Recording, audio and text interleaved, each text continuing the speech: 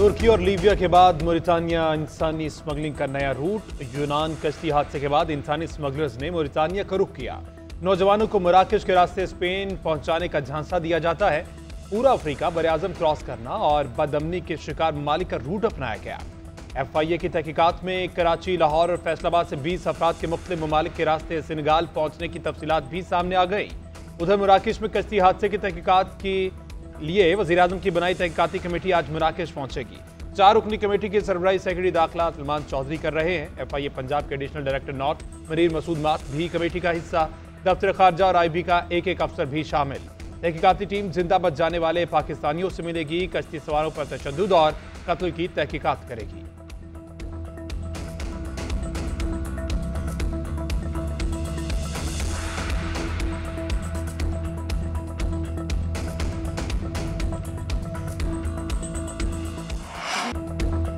मराकश कश्ती हादसे में माओ की आंखें बेनूर हो गईं। जवां ख्वाब अज़ाब बन गए। कामुकी के वकास की 3 साल पहले शादी हुई, 2 बच्चे यतीम हो गए। वजीराबाद के शहजाद का बूढ़ा बाप बेटे की लाश देखने से भी महरूम है। जाँ बाग होने वालों में वजीराबाद, मंडी, बहाउद्दीन और गुजरात के नौजवान भी शामिल। लाहौर, कराची और फैसलाबाद से 20 अफराद गए, 8 जान से हाथ धो बैठे। मंडी, बहाउद्दीन से 6, गुजरांवाला और गुजरात से 9 अफराद एजेंटों के लालच का निशाना बने। शेखुपुरा के 3 और सियालकोट के 1 शख्स को बचा लिया गया। हादसे में मौजाना तौर पर बच जाने वाले नौजवान की दोस्त को कॉल मंजराम पे आ गई। नौजवान ने बताया 43 पाकिस्तानी को मारा गया। कश्ती मालिकान हथौड़ों से मारते रहे।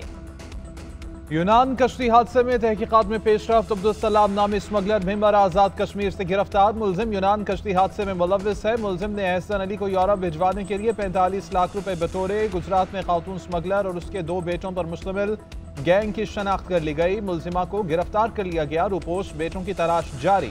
पेशावर में भी वर्क वीजा फ्रॉड में मुलव्विस एजेंट पकड़ा गया। मुलजिम का नाम मतलूब मुलजिमान की फहरिस्त में शामिल है। उधर FIA ने इब्तदाई तौर पर 3 मुकदमा दर्ज कर लिए। गुजरांवाला सर्कल में 1 और गुजरात सर्कल में 2 मुकदमा दर्ज किए गए। इंसानी स्मगलर असगर सिंधी और उसामा राना नामजद। जामहक, अली रजा और अबू बकर का मुकदमा गुजरात सर्कल में दर्ज किया गया।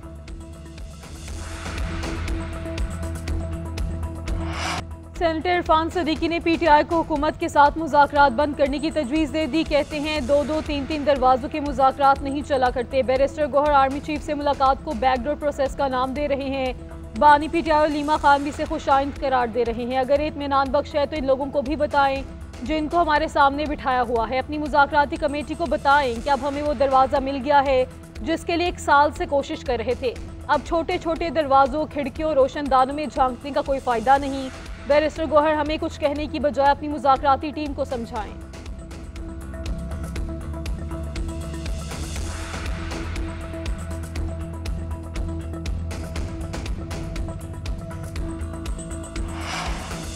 इत्तलात हैं कि नवाज शरीफ ने अपनी टीम को मुज़ाकरात नाकाम बनाने का मिशन सौंप दिया है। PTI और अस्करी क़यादत की मुलाकात के बाद नवाज शरीफ कैंप में खलबली मच गई है। ऐसे अनासर सरगर्म हो चुके जो नहीं चाहते कि मुल्क में सियासी इस्तेहकाम हो। रहनुमा तहरीक इंसाफ बैरिस्टर सैफ कहते हैं PTI मुल्क में अमन के लिए मुज़ाकरात की राह पर चल रही है। ये लोग अपने नाजायज इक़्तिदार को बचाने के लिए मुज़ाकरात को नाकाम बनाने के मिशन पर हैं।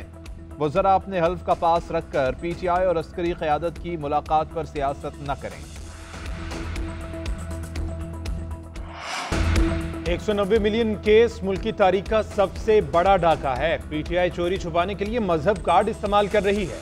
अगर कोई शख्स डाका डाले तो क्या उस पैसों से दीनी मदरसा या यूनिवर्सिटी बनाई जा सकती है? वफाकी वज़ीर इत्तलात अता तारड़ के उलमा कराम के साथ न्यूज़ कॉन्फ्रेंस। कहा बानी PTI और बुशरा बीबी को शवाहिद की बुनियाद पर सजा दी गई। फैसले में कोई इबहम नहीं। हाईकोर्ट में अपील तरजीही बुनियादों पर नहीं बल्कि अपनी बारी पर लगेगी। उलमा का कहना था कि इस्लाम का नाम लेकर चोरी डकैती की इजाज़त नहीं दी जा सकती। सियासत में मजहब का इस्तेमाल अफसोसनाक है। सीनियर वजीर मरियम औरंगजेब ने कहा बानी PTI मकाफाती अमल का शिकार है। दूसरों की किरदारकुशी करने वाले ने मुल्क की सबसे बड़ी करप्शन की।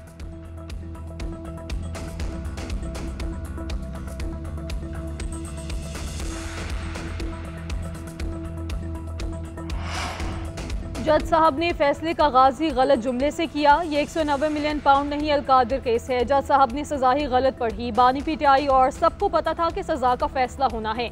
190 मिलियन पाउंड तो हुकूमत के पास है। अलीमा खान की अदालत के बाहर मीडिया से गुफ्तगू बोली बानी पीटीआई का जुर्म यह है कि उन्होंने बच्चों को पढ़ाने का ख्वाब देखा। फलाही इदारे को सरकार के हवाले कर दिया गया। तमाम वकला की राय है केस इतना खराब है कि हाईकोर्ट में 2 समातों में फैसला हो जाएगा। फैसल चौधरी बोले अलकादिर ट्रस्ट ना तो बिलावल हाउस है और ना ही एवन फील्ड हाउस है।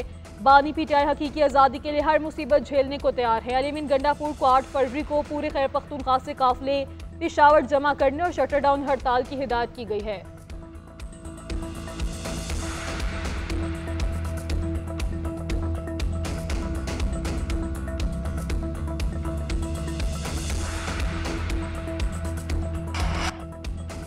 पाकिस्तान जैसे इलेक्शन तो हसीना वाजिद ने भी कराए थे, उसका क्या हाल हुआ? हम आज तक नर्म लहजे और दलील से बात कर रहे हैं। अगर आप नहीं समझे तो कल आपका गिरेबान और हमारा हाथ होगा। मौजूद असम्बलियों की कोई हैसियत नहीं, ऐसी तो मैं खुद मिट्टी से बना सकता हूँ। मौलाना फजलुर रहमान का 4 सदा में तकरीब से खिताब, बोले कि खैबर पख्तूनख्वा में हुकूमत नाम की कोई चीज नहीं है। जागीरदार, ब्यूरोक्रेट और एस्टेब्लिशमेंट सब बराबर के शहरी हैं। ये मुल्क किसी की जागीर नहीं। हमारी कोशिश से 1 जनवरी 2028 से सूदी निजाम खत्म हो जाएगा।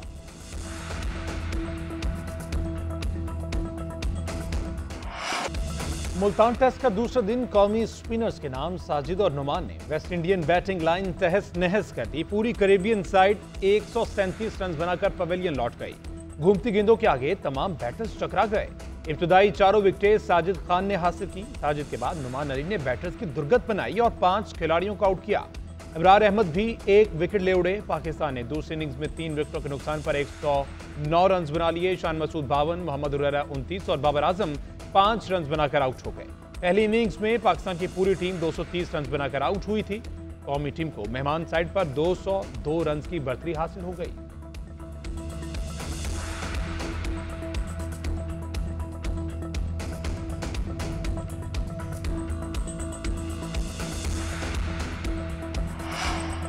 Pakistan digital foreign direct investment initiative का हिस्सा बन गया। वज़ीर-ए-आज़म शहबाज शरीफ का खैर मकदम, कहा पाकिस्तान FDI को अपनाने वाला पहला मुल्क है। प्रोजेक्ट अहदाफ की निशानदही के साथ डिजिटल तरक्की को फ़रोग देने के लिए कोशां हैं। बरह रास्त बैरूनी सरमायाकारी के लिए तरकीब का बायस बनने वाले शोबों पर तवज्जो मरकूज होगी। पाकिस्तान जामे डिजिटल मैशत की तरफ गामजन है, जो पायदार तरक्की और खुशहाली की जानिब एक कदम है। वर्ल्ड इकनॉमिक फोरम का भी पाकिस्तान की डिजिटल मैशत में हम कामयाबियों का एतराफ़। रिपोर्ट के मुताबिक गुज़श्ता साल पाकिस्तान की IT बरामदात 3.2 अरब डॉलर तक पहुँच गई। 18 खसूसी टेक्नोलॉजी जोन्स को फाल किया। गुज़श्ता साल पाकिस्तान की मोबाइल ब्रॉडबैंड रसाई 58% तक बढ़ गई।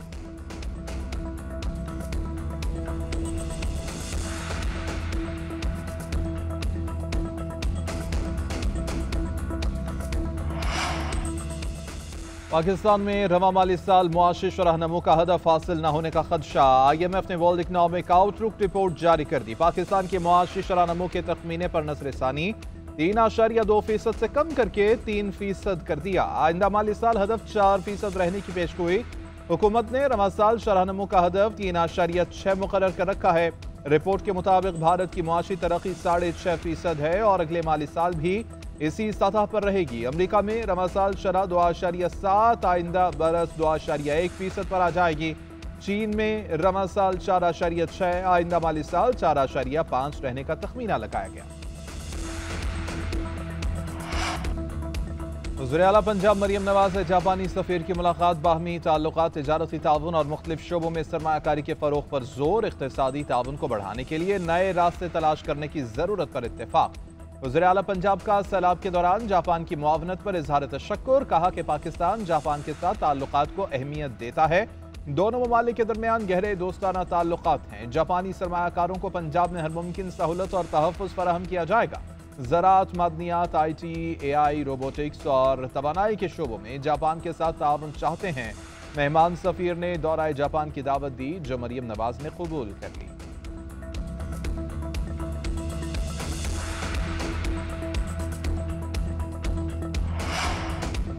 सिंध में सनती और माशी बेहतरी की जानिब अहम कदम। धाबजी स्पेशल इकनॉमिक जोन के हवाले से MOU साइन करने की तकरीब। वज़ीर आला मुराद अली शाह का कहना है कि इकनॉमिक जोन CPEC 2 को फरोग देने के साथ 3 अरब डॉलर की सरमायाकारी की जाएगी। 1 लाख से ज़ायद मुलाजमतें पैदा होंगी।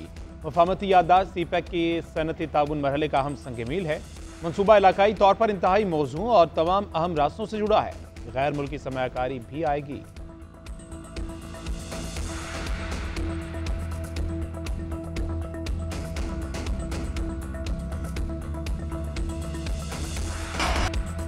लाहौर एयरपोर्ट पर पीआईए का तैयारा हादसे से बाल बाल बच गया। जराये के मुताबिक पीआईए के कप्तान ने तैयारे को गलत रनवे पर उतार दिया। परवाज PK 150 दम्माम से मुल्तान जा रही थी। मुल्तान में मौसम की खराबी और धुंध के बाइस परवाज को लाहौर एयरपोर्ट पर उतारा गया। कप्तान ने मरकजी रनवे पर लैंडिंग के बजाय रनवे नंबर 36 पर जहाज को उतार दिया। कप्तान ने ATC की 2 बार वार्निंग को भी नजरअंदाज किया। हुकाम के मुताबिक कप्तान के अल्कोहल टेस्ट के लिए सैंपल लेने का हुक्म जारी कर दिया गया।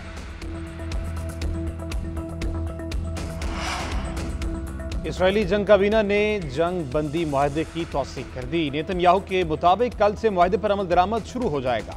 हमास 33 इसराइली कैदियों के अलावा गैर मुल्कियों को रिहा करेगी। इसराइल 95 फलस्तीनियों को छोड़ेगा। फहरिस्त में खवातीन और 25 साल तक के नौजवान शामिल। जंगबंदी मुआहदे पर अमल दरामद की निगरानी के लिए काहिरा में मुश्तरका ऑपरेशन रूम कायम। हमास के सीनियर अहदेदार बासिम नईम का कहना है कि मुआहदा ट्रंप और उनके एली स्टीवर्ट कोफ के इसराइल पर दबाव के बायस मुमकिन हुआ। मुआहदे में ताखीर की वजह बाइडन इंतजामिया की जानिब से इसराइल की गैर मशरूत हिमायत थी।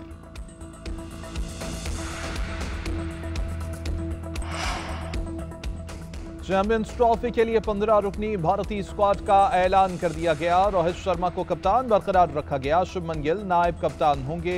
यशस्वी जायसवाल, विराट कोहली, शहरयार और KL राहुल टीम का हिस्सा। ऋषभ पंत, हार्दिक पांड्या, रविंद्र जडेजा वॉशिंगटन सुंदर स्क्वाड में शामिल। कुलदीप यादव, जसप्रीत बुमराह, मोहम्मद शामी और अर्शदीप सिंह भी टीम का हिस्सा बन गए।